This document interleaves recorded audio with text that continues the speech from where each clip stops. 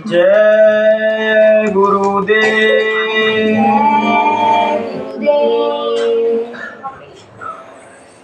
हम संतों के विचार को देखें, क्या संतों की मान्यता को अगर सुने तो एक सज्जन हमें मिले थे, तो वो कह रहे कि परमात्मा तक पहुंचने के लिए संतों के पास, गुरुओं के पास जाना आवश्यक है। अगर नहीं जाएंगे तो क्या भगवान हमें मिलेंगे नहीं। मैंने भी ऐसे कोई नियम नहीं किए हैं कि तुम उनके पास जाना तभी अनिवार्य है, लेकिन तुम्हारे अंदर वो भक्ति जगेगी कैसे? जब तक हम कोई आदमी कहे कि मुझे पुलिस में भर्ती होना है और अब अगर मैं उसको पढ़ाई ना कराओ तो पुलिस में भर्ती हो सकता है? नहीं हो सकता। ऐसे ही जब भगवान के रास्ते पर जाएंगे तो हमें आने वाली जो साधना में समस्या मिलेंगी तो हम तो भटक जाएंगे, कहीं कहीं माया में बहका देगी, वहीं बह के जाएंगे। इसलिए हमें गुरुओं की और संतों की आवश्यकता पड़ती है, क्योंकि उन्होंने साधना में जिस मार्ग पे आप चलेंगे और जहाँ गिरने के आपको 100% संभावना है, बस माँ वो आपको चेताते रहेंगे कि बच्चा यहाँ के ऐसा करना है और यहाँ के ऐसे करना, तो तुम उस तक पहुँच जाओगे। तो मैं कल परसों एक कहानी पढ़ रहा था। एक संत की मान्यता देखी जाए तो कैसी होती है। एक गांव में एक सेठ जी रहते थे जो बहुत धनवान थे, और एक गांव में एक महात्मा जी रहते थे जो बचपन से ही महात्मा हो गए थे। उन्होंने मतलब सारी बयानी की और बचपन से ही महात्मा हो गए। तब वो जो महात्मा जी थे भीख मांगने जाते थे गांव में, तो सब लोग तो भीख दे देते थे, लेकिन वो सेठ जी नहीं देते थे। और वो सेठ जी ऐसे नहीं खराब आदमी थे, सेठ जी बहुत दान पुण्य करने वाले आदमी थे। गरीबों की बच्चियों की शादी करते थे, भिखारियों को खाना खिलाते थे। बस जब कुछ लोग उनसे पूछते थे कि सेठ जी जो तुम महात्मा जी कुछ मांगने आते हैं भीख, तो तुम इनको क्यों नहीं देते? तब वो कहते हैं कि कोई महात्मा नहीं, ये काम चोर हैं, जितने लाट पड़ा से फिर रहे हैं, कमा के खा भी तो सकते हैं। तो संत तो अपनी मौज में रहते हैं, तो बोले संत न देके बोलो चाल और संत देके अंतर का। तो वो इतना सुन के दूसरे द्वार पर चले जाते थे मांगने।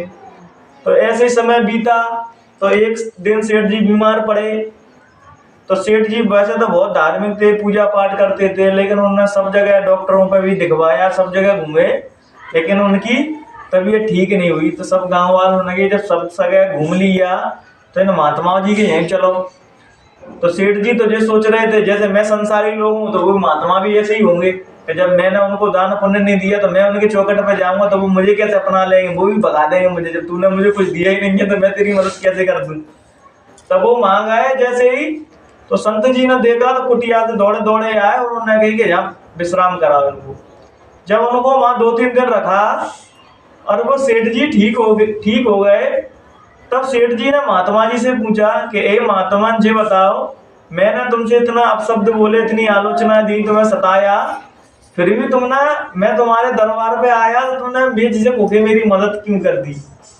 तो उन्होंने कही कि मैंने जिस दिन से परमपिता परमात्मा का भजन करना चालू किया, उस दिन से मैंने अपने जीवन में ये नियम बनाया कि हर रूप में और हर जीव में परमात्मा ही बैठा हुआ है। तो क्या आपके अंदर नहीं है? आपके भी अंदर। जब इतनी बात सुनी तो सेठ जी अपनी आंखों से रोने लगे।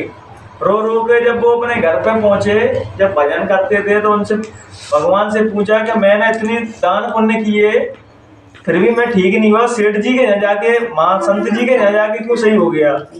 तो उन्होंने कहा कि आप कितना भी दान पुण्य कर लो, लेकिन जो सच्चे भगवान के भक्त रहते हैं उनके दरबार में, मेरे दरबार तक पहुंचना और उनके दरबार में फरियाद लगाना, केवल संत महात्मा और जो सच्चे साधक होते हैं उनकी फरियाद पहुंचती है। आप दान पुण्य करोगे उसका लाभ पुण्य तो मिल जाएगा आपको, लेकिन आप संत महात्माओं, क्योंकि संत महात्माओं के भी अंदर तो परमपिता परमात्मा बैठे हैं ना। तो पहले ही कहा है घट घट में परमात्मा का वास है। तो क्या संतों के अंदर नहीं है, महात्माओं के अंदर नहीं है, गुरुओं के, इनके अंदर तो जाना है। अपने अपने अंदर तो काम करो तो लोग, इनसे दवा पड़ा है परमात्मा, इनसे अपन को दिखाई नहीं देता। लेकिन संत महात्मा वो तो हम प्रत्यक्ष रूप में उनके अंदर हमें दिखाई देता है कि इनके अंदर कोई ऐसी चीज है जो शायद इस मटेरियल की दुनिया से, इस भौतिकवाद की दुनिया से परे है। हम जब भी किसी महात्मा से मिलने जाते हैं तो हमें उसको देख के ऐसा लगता है कि जी पता नहीं यहाँ के लग तो रहे हैं, लेकिन वास्तविकता में यहाँ के वासी नहीं है। जब धीरे धीरे ध्यान भजन साधना करते हैं दोस्तों, तो हम धीरे धीरे जब उससे जुड़ने लगते हैं तो हमारा यहाँ से वो तो यहाँ तो रहते तो शरीर तो यहीं रहेगा, लेकिन हम पूरे धीरे धीरे परम पिता परमात्मा के होने लगते हैं। और सच्चा गुरु वही है दोस्तों जो आपको धर्म कर्म से, जात पात से, मजहब से, अमीर गरीबी से जो ऊंचा उठ के आपको देखता है, वही सच्चे महात्मा और सच्चे गुरु होते हैं। जो आपको हिंदुओं में बांटे, मुसलमानों में बांटे, क्या मुसलमान बन जाओ तो सच्चे धार्मिक बनोगे, या कोई जो कहे आप हिंदू बन जाओ तब सच्चे धार्मिक बनोगे, ये सब आपको भरमाने की रास्ता बता रहे हैं, आपको भटकाने की रास्ता बता रहे हैं। परमात्मा ने अपने आप को तुम्हें सबसे बेहतर बनाया, परमात्मा तुम्हारे अंदर ही बैठा है, चाहे आप हिंदू हो या मुसलमान हो। बस संत महात्मा करते क्या है, उस तुम्हारे अंदर जो परमात्मा बैठा है उससे ही तुम्हारा दीदार करा देते हैं। और जो महात्मा तुमसे कहते हैं कि आप हिंदू बन जाओ, मुसलमान बन जाओ, उन महात्माओं की बात कभी मत सुनना, या हम भी या कोई भी महात्मा बोले उनकी कभी नहीं सुनना, क्योंकि परमात्मा धर्म हमें कभी नहीं सिखाता कि हम आपस में लड़ें या मारा काटी मचाएं या एक दूसरे की निंदा करें या एक दूसरे को गिराएं। जो कोई व्यक्ति ऐसे करते हैं वो कहने को तो संत है, नाम तो लिखवा लिए संत हो गए, लेकिन हुए नहीं है। संत तो सभी से प्रेम करते हैं। जैसे एक बच्चा ईसाई का खड़ा है, एक सिख का खड़ा है, और एक हिंदू का खड़ा है, एक मुसलमान का खड़ा है, वो बाकायदा सबों से उसी प्रकार से प्रेम करेंगे और चारे बच्चों को अपने हृदय से लगा लेंगे, वही सच्चे संत है। और जो धर्म मजहब में बटे हुए हैं दोस्तों, वो भी संत नहीं हुए हैं। तभी तो कबीर साहब ने कहा है कि जाति न पूछो साधु की, पूछ लीजिए ज्ञान, अमोल करो तलवार का, पड़ी रहने दो ज्ञान। जो ज्ञानी व्यक्ति होते हैं दोस्तों, उनको हमें जात से और जाति से नहीं देखना चाहिए। संत महात्माओं की कोई जाति नहीं रहती, वो परम पिता परमात्मा के प्यारे रहते हैं। और जो उनके पास आते हैं उनको भी वही चीज सिखाते हैं, जाति मजहब से, ऊंच नीच से आप ऊपर हो जाओगे तभी परमात्मा तक मिल पाओगे, क्योंकि धर्म सबके लिए बराबर और इक्वल है। अगर मैं भजन कर रहा हूँ, चाहे मैं शूद्र हूँ, चाहे क्षत्रिय हूँ, चाहे ब्राह्मण हूँ, चाहे कोई हूँ, तो मुझे परम पिता परमात्मा मिलेगा।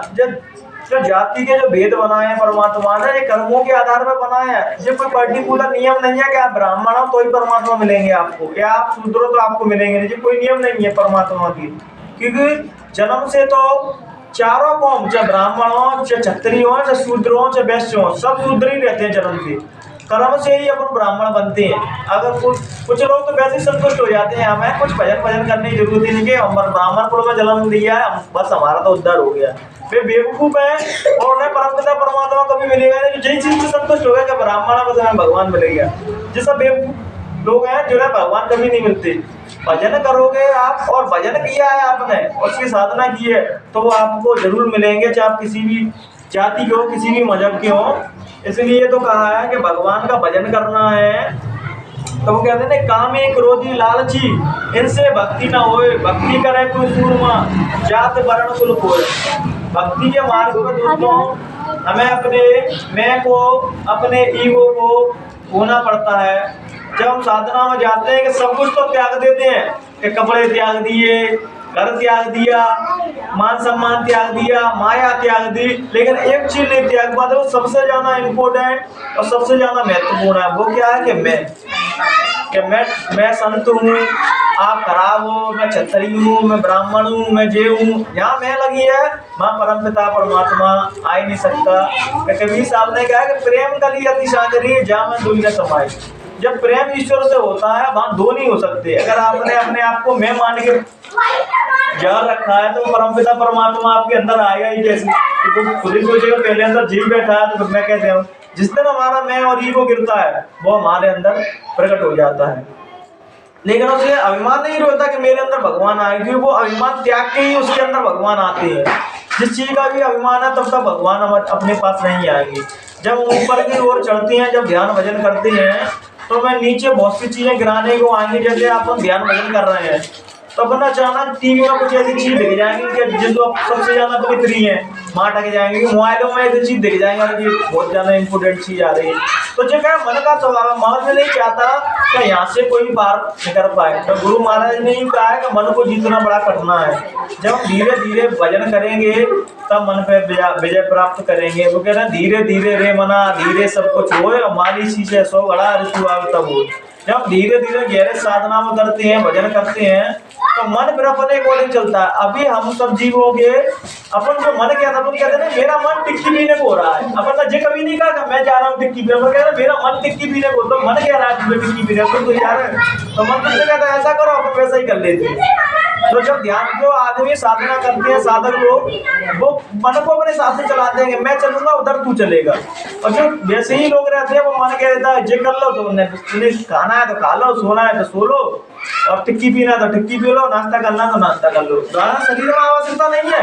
आज का आदमी ना खाने पर कंट्रोल है, ना किसी चीज पर कंट्रोल। जब आप सब काम नियम पालन से कर रहे हो, खाने के टाइम पे खा रहे हो, सोने के टाइम पे सो रहे हो, पढ़ाई के टाइम पे पढ़ाई कर रहे हो, तो क्या परमपिता परमात्मा के भजन के टाइम पे भजन नहीं कर सकते? अपने नियम में मतलब खाना जिस प्रकार अनिवार्य है उसी प्रकार भजन बना लो। जिस दिन मैं भजन नहीं करता ना, तो मुझे ऐसा लगता है मैंने जीवन में कुछ किया ही नहीं। मेरा मतलब आज का दिन वैसे ही गया। जैसे ही आप अपने जीवन में ऐसे विचारधारा बना लोगे कि भजन जैसे प्रकार के सब चीज मेरे जीवन में अनिवार्य है, पढ़ाई करने वाले के विद्यार्थी के लिए पढ़ाई करना अनिवार्य है, किसी काम करने बिजनेसमैन के लिए बिजनेस करना अनिवार्य है, उसी प्रकार जो भजनानंदी को भजन करना है, साधना करनी है, वो अपने जीवन में नियम बनाए कि कुछ भी हो जाए मैं ध्यान भजन नहीं छोड़ूंगा। वो कहते हैं जब अपने रोज हाजिरी देंगे गुरु महाराज ने कि अगर आप रोज बैठोगे या मन कंट्रोल में हो या नहीं, तो वो हम तुम्हारी पुकार सुनेंगे, तुम्हें प्रेजेंट लग जाती है। स्कूल में बच्चा आता है, जब वो पढ़ाई करे या नहीं उसकी प्रेजेंट लग जाती है। उसी प्रकार जब हम ध्यान भजन करते हैं तो हमारे गुरु महाराज के रजिस्टर में उस परम पिता परमात्मा की यहाँ हाजिरी लग जाती है कि आज मेरे लिए बैठा। जब हम संसार के लिए पूरे दिन देते हैं कि हमें एक आध घंटा 10-5 मिनट परमात्मा के लिए नहीं देना चाहिए। जिसने हमें पूरा जीवन दिया है, हमारी हर चीज का ख्याल रखता है कि जिसको खाना चाहिए तो खाना दे रहे हैं, कपड़े चाहिए तो कपड़े दे रहे हैं, मकान चाहिए तो मकान दे रहे हैं। तभी तो किसी ने क्या है कि परमात्मा ने अपनी औकात से, अपनी हैसियत के हिसाब से हर व्यक्ति को ज्यादा दिया है। क्यों? अगर हमें टाइम से खाना मिल रहा है, भोजन मिल रहा है, पहनने के लिए कपड़े मिल रहे हैं, तो समझना हम सबसे ज्यादा धनवान है। गरीब व्यक्ति तो वो है जिसके पास कुछ नहीं है। इसलिए हमें इतना मिल रहा है। सबरी तब तो साईं बाबा ने कहा कि श्रद्धा और सबरी, जब ध्यान भजन करते हैं तो हमारे अंदर यही आने लगती है श्रद्धा। अगर हमारे पास 5 रुपए हैं तो हम 5 रुपए में खुश रहना सीख जाएंगे। हमारे पास 2 रुपए हैं तो 2 में ही खुश सीख जाएंगे। और जिसका मन अशांत है, जो शांत नहीं है, उसके पास करोड़ों हो तब भी वो शांत नहीं है। और जो खुशी रहने वाला है वो किसी भी चीज में खुशी रह लेगा। हमारे पास कोई करोड़ों रुपए नहीं है, लेकिन तुम हमारा जीवन देखोगे तो तुम्हें लगेगा कि मुकेश अंबानी से ज्यादा पैसा वाले तो जी। क्योंकि खुशी और दुख तुम्हारे मन की ये भावना है कि तुम कैसे जीना चाह रहे हो। अगर जीवन में दुख बनाना है तो तुम करोड़ों बने रहते हो दुखी हैं, और जीवन को खुशी रखना है तो कुछ नहीं है। तो खुश रहने का मूल मंत्र क्या है? जब वो कहते हैं राम को केवल प्रेम प्यारा, जान सके तो जाना नारा। जब हम प्रेम ईश्वर से हो जाता है, परम पिता परमात्मा भक्ति में करने मनगन हो जाते हैं, तो कुछ हो तो भी प्रसन्न रहते हैं, कुछ नहीं हो तो भी प्रसन्न रहते हैं। अपने जीवन को जब हम ऐसा बना लेते हैं तो हमारे जीवन में फिर दुख कुछ रहा ही नहीं। कुछ नहीं है तब भी प्रसन्न है, कुछ हो जाए तो भी प्रसन्न है। तो अपने जीवन को ऐसे बनाएं और ध्यान भजन रोज संयम नियम से करें। और संत महात्माओं के वचनों को, आप तो यूट्यूब बन गया मोबाइलों के माध्यम से, किसी में जरूरी नहीं है कि गुरु महाराज के आप किसी से प्रभावित हैं, किसी भी संत महात्माओं से जाएं, उनके चरणों में बैठे ध्यान भजन करें। अगर नहीं जा पा रहे, आज का समय आप देख रहे हैं ऐसा कि बहुत से ढोंगी पाखंडी घूम रहे हैं, तो आप एक माध्यम कर लो कि यूट्यूब में आप सुन रहे हैं किसी को भी, तो बामें निकल के आपके संग कुछ गलत तो कर नहीं देगा यूट्यूब में से निकल के। आपको कुछ अच्छी बात लगे किसी की तो ग्रहण कर लो, नहीं करो तो मोबाइल में ही तो वहाँ कचू अपने संग गलत तो वो करेंगे नहीं मोबाइल में से। इसलिए अगर जो साइंस का अपन सही प्रयोग देगा तो ये है कि अपन किसी के विचार को मोबाइल के माध्यम से देख सकते हैं। बहुत से लोग हैं, कोई संत माता बम्बई में रहते हैं, उनके पास नहीं जा सकते, लेकिन हम उनसे प्रभावित बहुत हैं, तो हम यूट्यूब के माध्यम से उनको सुन तो सकते हैं। जो सदुपयोग हो गया साइंस का और जिनका, आज के तुम बच्चे देख रहे हो कि मोबाइल चला रहे हैं लेकिन मोबाइल का सदुपयोग नहीं कर रहे। एक बच्चा मोबाइल में पढ़ के IAS ऑफिसर बन जाता है, और एक बच्चा गलत आचरण करके मोबाइलों में से अपने जीवन को खो लेता है। आज आप देख रहे होंगे कि जितने भी यूथ बच्चे हैं, पढ़ाई करने वाले बच्चे हैं, उन्हें माँ बाप ने मोबाइल जो सुख सुविधा दी है उनकी पढ़ाई के लिए, उनके जीवन को बेहतर बनाने के लिए दी है कि आप अपना जीवन, अब जी बताओ आपका जीवन बेहतर बनेगा तो माँ बाप को क्या फायदा है? फायदा किसको? आपको। अगर आपका जीवन बेहतर बनेगा, आप अपने जीवन में हर चीज से प्रसन्न रहोगे, खुश रहोगे, तो किसको फायदा है? माँ बाप। आपको, माँ बाप को नहीं है, आपको है। तो आपको कोई चीज़ दी गई है माँ बाप के द्वारा, मोबाइल फ़ोन दिया गया, उसका सदुपयोग करें और जितना हो सके उससे पढ़ाई करें। तो हमें ये नहीं कह रहा कि मनोरंजन नहीं करो, मनोरंजन जरूर करो, लेकिन उसके साथ साथ जिस उद्देश्य से माँ बाप ने आपको दिया है फोन, तो आप चाहोगे तो उससे आईएएस, मैंने अभी उदाहरण दिया था, आईएएस बन सकते हो और अपने जीवन को नरक भी बना सकते हो। 99% लड़का हो या लड़की आज के जीवन में मोबाइल जिसके हाथ में है वो अपने जीवन को नरक की ओर या अपनी ओर मृत्यु की ओर ले जा रहा है अपने उस चीज को। 70%। हाँ, और फिर अपन जब कहते हैं कि हमारे बच्चे ऐसा हो गए वैसा हो गए, अरे तो मैंने जब फोन दिया है बच्चों को तो बच्चों को देखो तो वो फोन में कर क्या रहे हैं, 24 घंटा मोबाइल चला रहे हैं, उनकी खून की कमी आ रही है बच्चों के अंदर, वो टाइम से खाना नहीं खा रहे, टाइम से कुछ कर नहीं रहे। पहले जब योग था, पहले लोग तो अपन लोग खाना खाकर चौपाल पे बैठते थे, एक दूसरे से मिलते थे। आज मोबाइल में ही आदमी इतना बैठता है मोबाइल के अलावा कुछ देखता ही नहीं है।